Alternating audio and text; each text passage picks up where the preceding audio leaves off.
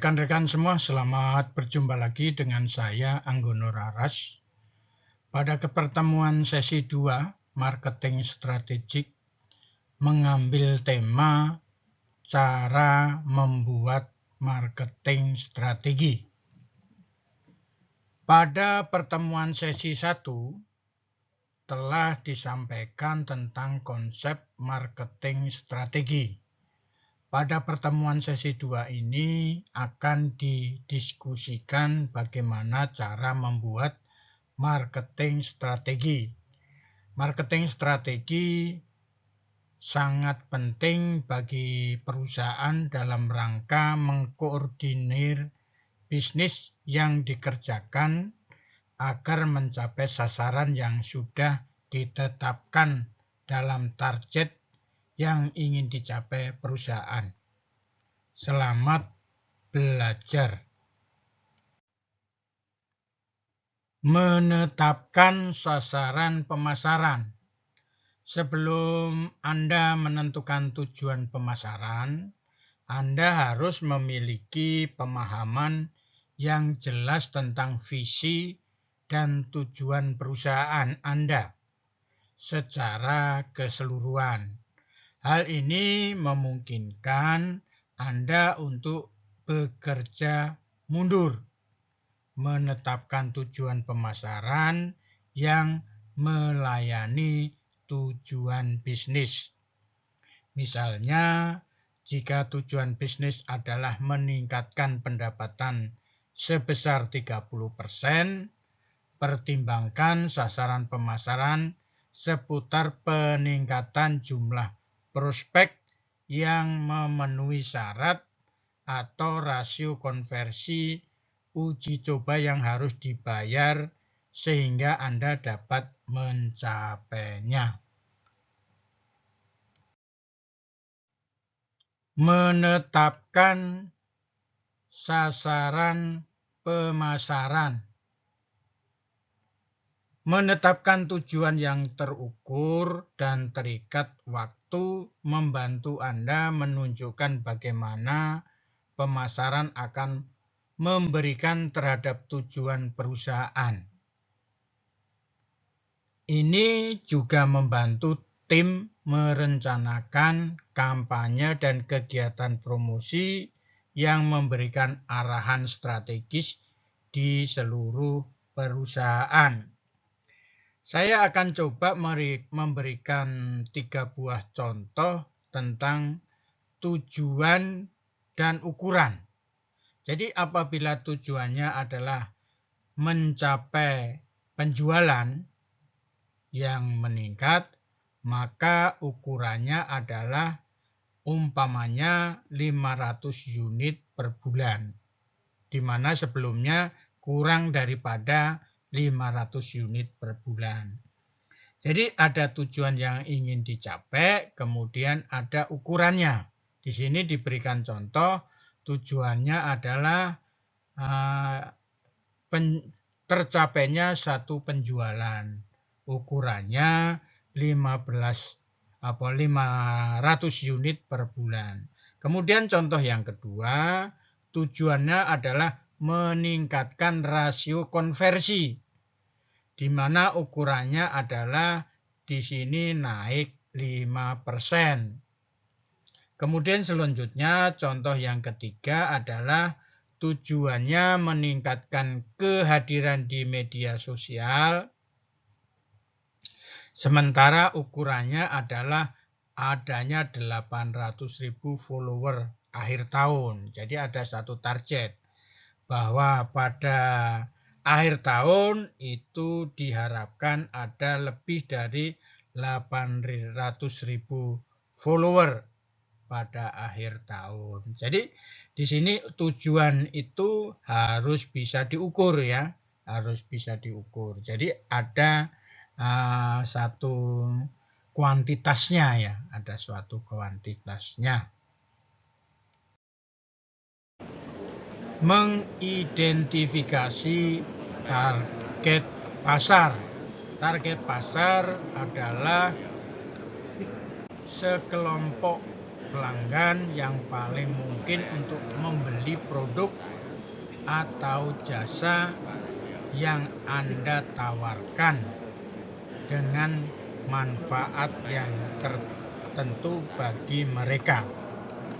Hal ini ditentukan melalui pemahaman mendalam tentang pelanggan yang menginginkan atau membutuhkan apa yang Anda tawarkan. Penting untuk mengidentifikasi segmen pelanggan tertentu dalam pasar secara keseluruhan, sehingga Anda dapat memperbaiki pendekatan pemasaran untuk setiap kelompok.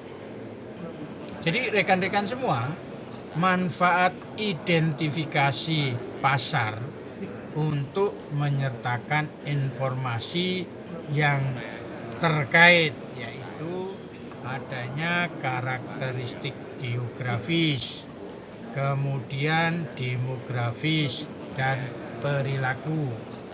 Selanjutnya, ukuran pasar dan potensi pertumbuhan. Kemudian disusul aktivitas kompetitif, begitu pula dengan adanya faktor risiko, serta pendekatan untuk melayani segmen. Jadi itu adalah merupakan satu gambaran manfaat daripada identifikasi target pasar.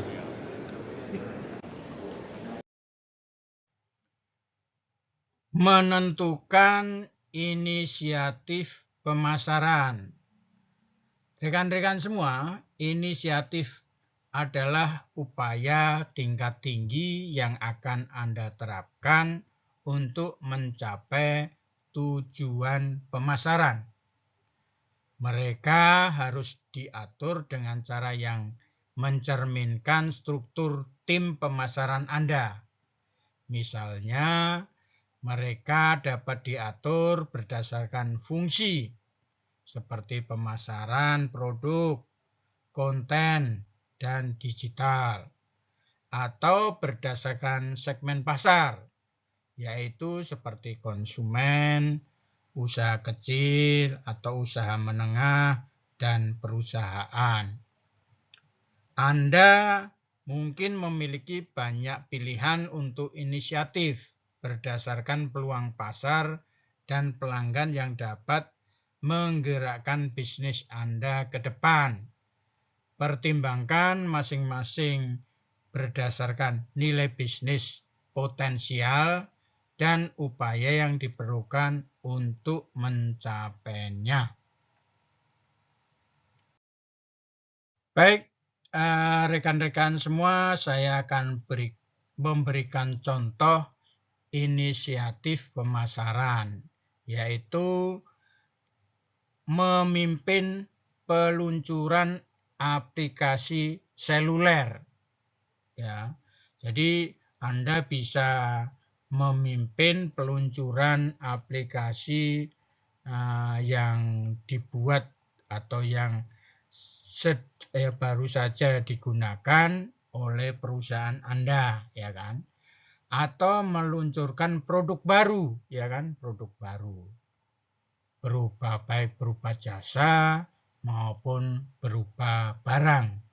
Kemudian berikutnya meningkatkan pelatihan penjualan. Jadi untuk kebaikan satu marketing maka perlu ditingkatkan atau perlu dilakukan pelatihan agar kemampuan sumber daya manusianya itu meningkat dari sisi kemampuan penjualannya ya. Kemudian yang berikutnya memulai seri webinar. Ya, jadi seperti ada sistem online ya kan, ada segala macam, itu saat ini menjadi hal yang lumrah ya setelah kita terbiasa dengan kondisi pada saat ada COVID-19 tadi. Kemudian meluncurkan kampanye media sosial. Jadi tidak lupa kampanye media sosial ini lebih efektif dan efisien untuk memperkenalkan produk yang kita luncurkan, ya, kita luncurkan daripada kita melalui bentuk-bentuk periklanan yang tradisional. Kemudian memperkenalkan program referral, ya, memperkenalkan program referral. Jadi silakan Anda melakukan hal-hal seperti yang sudah saya sebutkan tadi. Ini akan sangat menentukan satu contoh inisiatif pemasaran.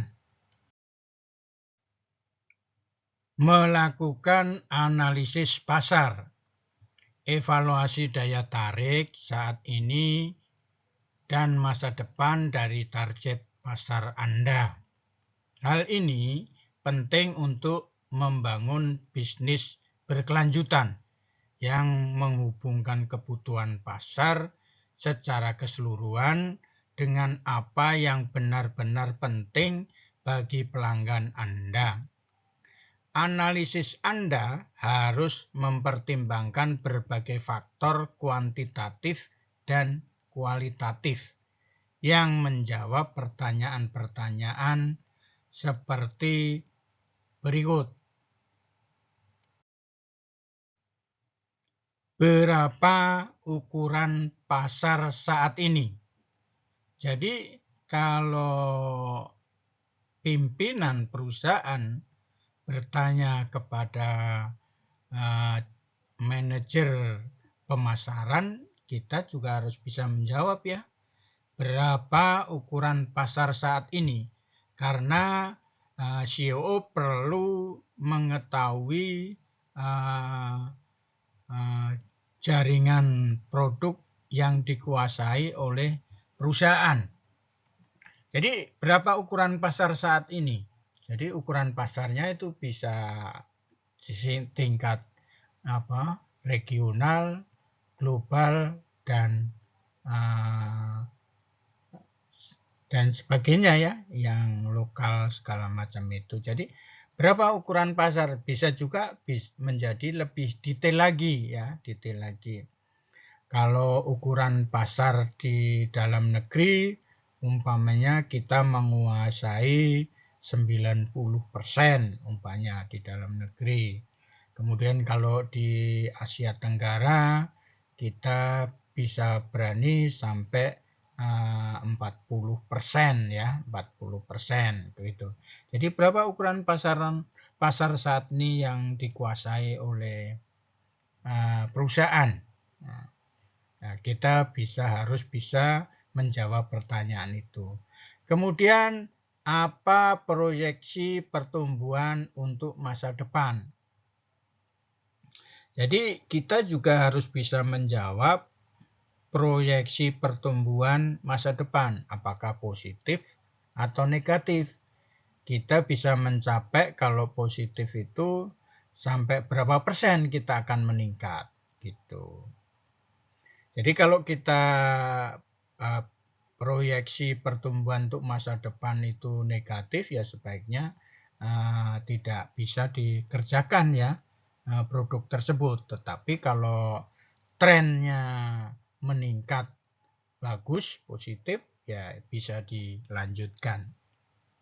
Kemudian apa tren pasar saat ini dan bagaimana mereka bisa mempengaruhi bisnis Anda. Jadi di sini kita harus bisa menjawab. Jadi apa tantangan pasar yang ada pada saat ini?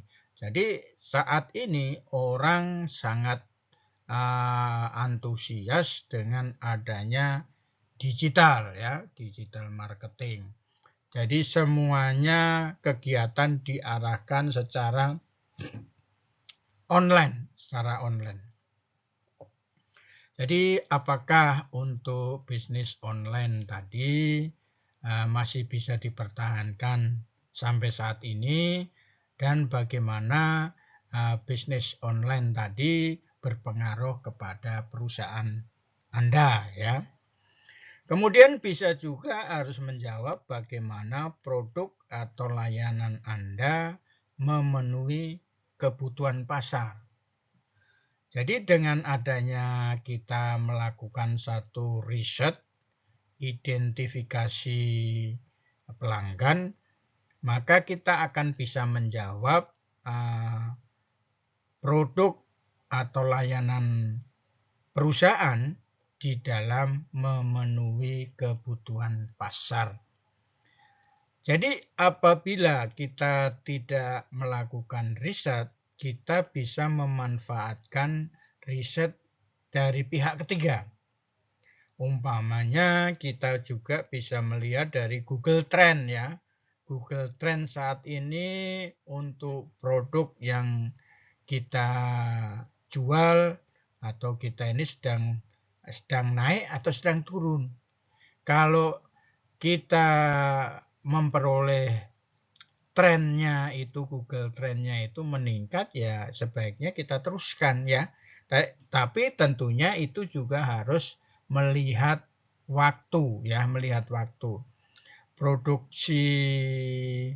Proses produksi memakan berapa lama, sehingga jangan sampai pada saat produk yang kita akan pasarkan trennya sudah menurun. Jadi itu harus diperhatikan juga.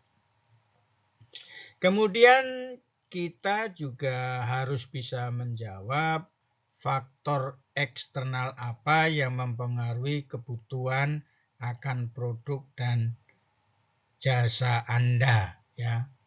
Jadi kita harus tahu faktor eksternal yang sangat berpengaruh terhadap produk yang kita tawarkan kepada pelanggan.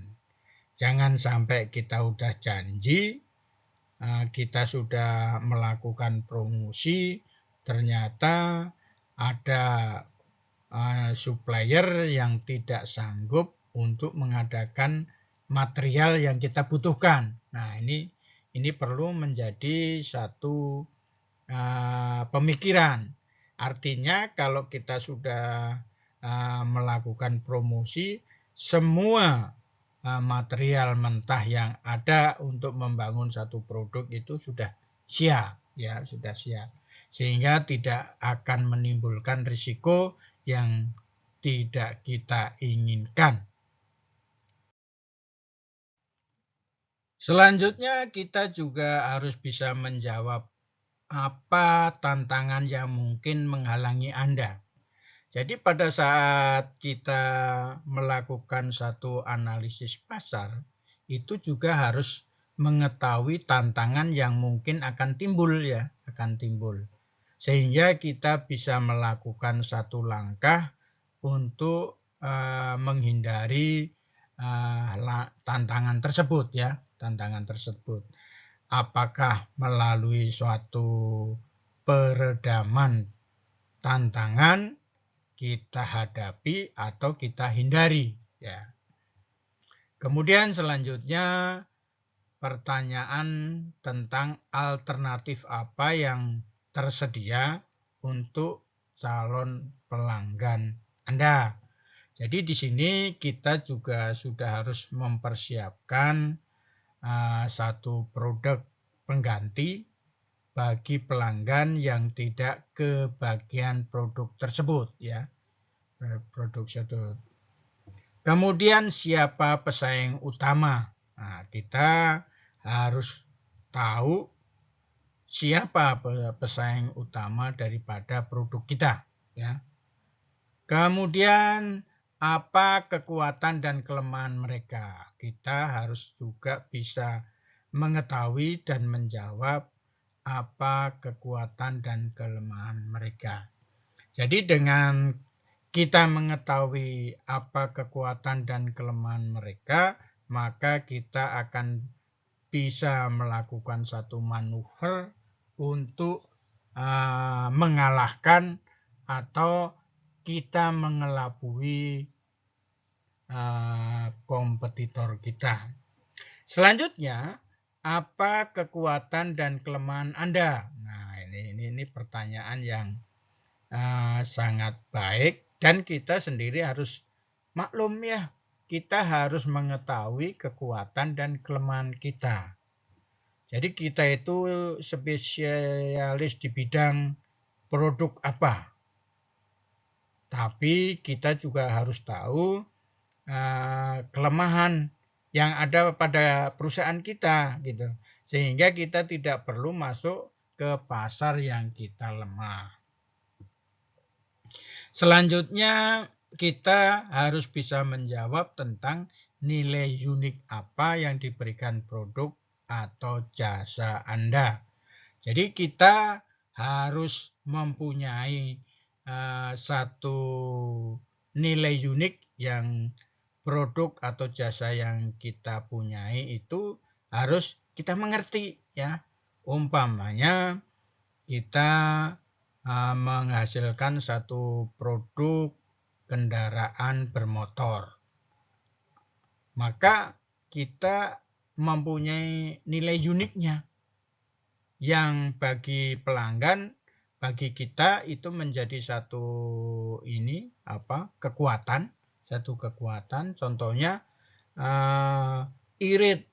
Jadi bensinnya sangat irit. Nah, itu bagi negara-negara berkembang seperti di Indonesia ini, kendaraan yang irit bahan bakar ini sangat dicari ya, sangat dicari.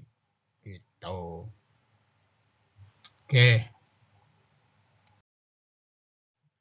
Rekan-rekan semua, mari kita lihat bagaimana kita membuat posisi dan pesan Anda.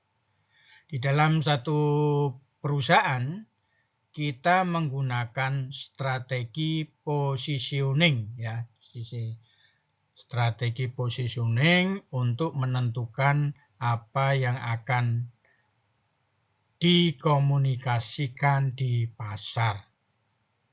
Hal ini menangkap bagaimana Anda akan menjelaskan atribut unik produk Anda kepada pelanggan, menggambar pada pemahaman yang mendalam tentang apa yang paling mereka hargai. Hal ini akan membantu Anda menetapkan posisi di pasar yang selaras dengan apa yang pelanggan harapkan. Kemudian penguasaan tentang produk Anda mampu memecahkan permasalahan yang ada, dan nilai yang disediakan membantu tim pemasaran menggambarkan produk dengan cara yang beresonansi dengan pelanggan potensial. Hal ini juga memungkinkan Anda untuk membuat pernyataan posisi ringkas yang menjelaskan bagaimana produk Anda, alamat kebutuhan pelanggan lebih baik daripada solusi lainnya. Jadi di sini maksudnya adalah produk yang kita tawarkan kepada pelanggan itu merupakan satu produk yang akan memberikan solusi bagi kebutuhan Anda.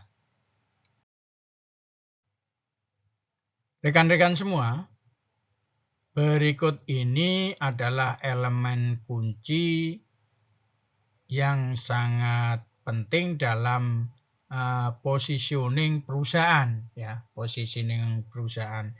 Yang pertama, kita harus maklum dengan istilah visi. Ya, istilah visi. Jadi visi itu adalah gambaran cita-cita masa depan perusahaan. Kemudian misi.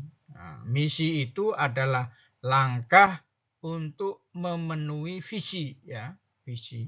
Isi daripada misi itu adalah program kerja yang dikerjakan selama 1 tahun, ya, 1 tahun.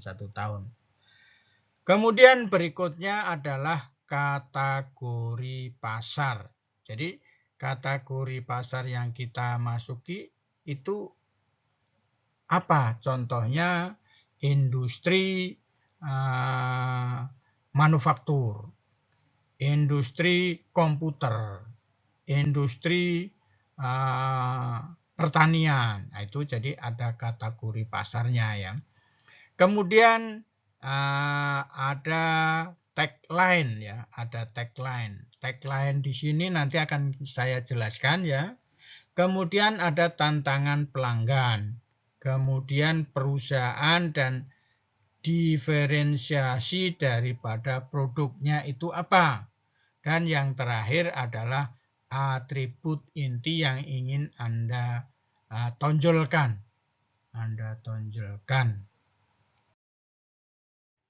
Rekan-rekan semua, bagaimana mengidentifikasi manfaat utama?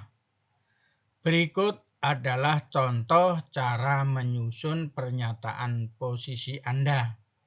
Untuk target pelanggan yang pernyataan kebutuhan, di mana produk adalah kategori produk yang mempunyai manfaat utama, tidak seperti produk yang kami lakukan. Jadi ini adalah salah satu gambaran daripada bagaimana kita menyatakan posisi kita, ya. Ini Anda bisa melihat di dalam tampilan yang ada di layar. Buat posisi dan pesan Anda. Pelanggan membeli produk atau jasa karena memenuhi keinginan atau kebutuhan mereka. Pemasaran adalah bagaimana calon pelanggan belajar tentang produk dan menentukan apakah produk itu cocok atau tidak. Kemampuan Anda untuk mengartikulasikan manfaat utama yang disediakan produk penting untuk kesuksesan bisnis. Untuk berkomunikasi dengan calon pelanggan dengan cara yang bermakna, memerlukan pemahaman yang mendalam tentang produk Anda dan masalah yang dapat dipecahkannya. Kemudian mengkomunikasikan manfaat, memberikan makna pada fitur, dan membantu pembeli membuat pilihan informasi tentang nilai yang akan mereka terima dengan membeli satu produk. Menentukan bauran pemasaran. Bauran pemasaran menangkap semua elemen yang diperlukan untuk berhasil mempromosikan produk Anda. Hal ini didasarkan pada model yang disebut dengan 10P. Pada awal perkembangannya ada 10-4P, kemudian 7P, dan sekarang ini sudah mencapai 10P. Ini membantu Anda merumuskan pendekatan terbaik untuk membawa produk Anda ke pasar.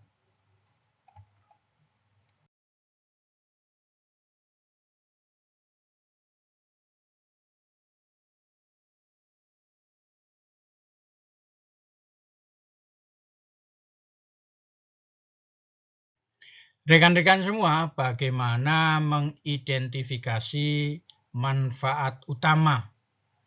Berikut adalah contoh cara menyusun pernyataan posisi Anda.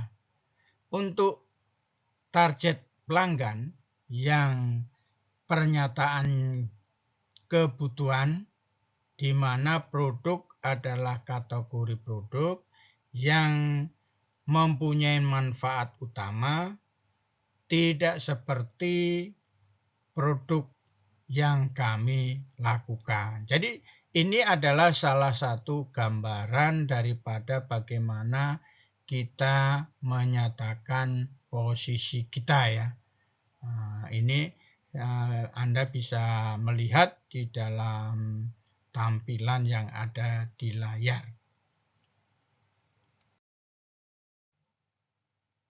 Buat posisi dan pesan Anda. Pelanggan membeli produk atau jasa karena memenuhi keinginan atau kebutuhan mereka. Pemasaran adalah bagaimana calon pelanggan belajar tentang produk dan menentukan apakah produk itu cocok atau tidak. Kemampuan Anda untuk mengartikulasikan manfaat utama yang disediakan produk penting untuk kesuksesan bisnis. Untuk berkomunikasi dengan calon pelanggan dengan cara yang bermakna, memerlukan pemahaman yang mendalam tentang produk Anda dan masalah yang dapat dipecahkannya. Kemudian mengkomunikasikan manfaat, memberikan makna pada fitur, dan membantu pembeli membuat pilihan informasi tentang nilai yang akan mereka terima dengan membeli satu produk. Menentukan bauran pemasaran. Bauran pemasaran menangkap semua elemen yang diperlukan untuk berhasil mempromosikan produk Anda. Hal ini didasarkan pada model yang disebut dengan 10P. Pada awal perkembangannya ada 10-4P, kemudian 7P, dan sekarang ini sudah mencapai 10P. Ini membantu Anda merumuskan pendekatan terbaik untuk membawa produk Anda ke pasar.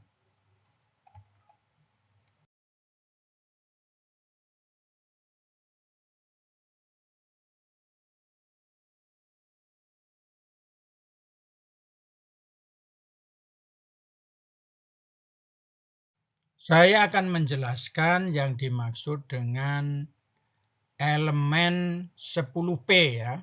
Jadi di elemen 10P itu ada yang pertama produk atau produk, yaitu cara utama Anda memenuhi kebutuhan pelanggan Anda. Yang kedua price atau harga, jumlah biaya pelanggan untuk membeli produk Anda.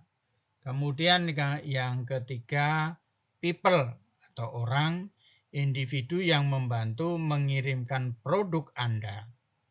Kemudian proses, bagaimana Anda mengirimkan produk kepada pelanggan. Promosi, saluran yang Anda gunakan untuk mengkomunikasikan produk Anda.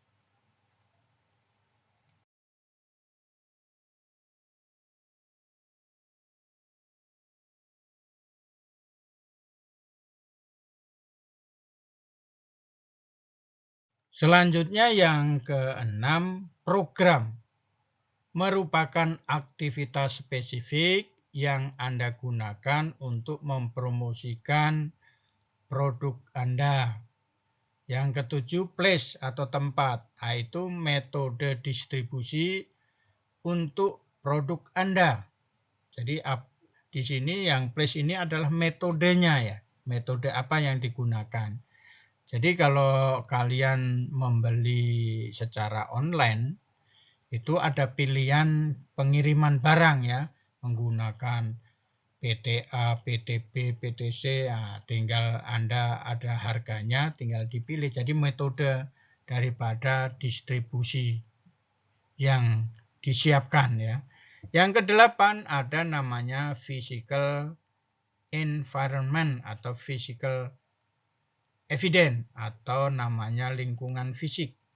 Ruang di mana Anda berinteraksi dengan pelanggan untuk mengirimkan produk Anda. Yang kesembilan, partner atau mitra. Organisasi lain yang membantu membuat atau menjual produk Anda. Itu adalah seperti agen atau distributor ya. Yang ke-10, posisi.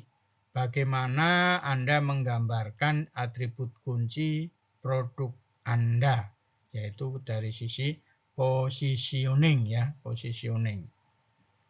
Jadi umpamanya kita melihat handphone ya, handphone. Di sini handphone yang namanya ini iPhone itu dia mempunyai posisi tersendiri di pasar industri handphone ya, terhadap merek-merek lain. Jadi kalau kita melihat para pejabat tinggi, selebritis itu sekarang kalau mereka akan bangga kalau dia megang HP, kameranya 3 bulat-bulat besar itu ya. Nah, itu adalah positioning ya, positioning harga sebuah HP itu menjadi positioning bagi seorang selebritis ya atau pejabat gitu. Baik, rekan-rekan semua, mudah-mudahan penjelasan saya ini bermanfaat. Selamat bertemu di pertemuan berikutnya. Terima kasih.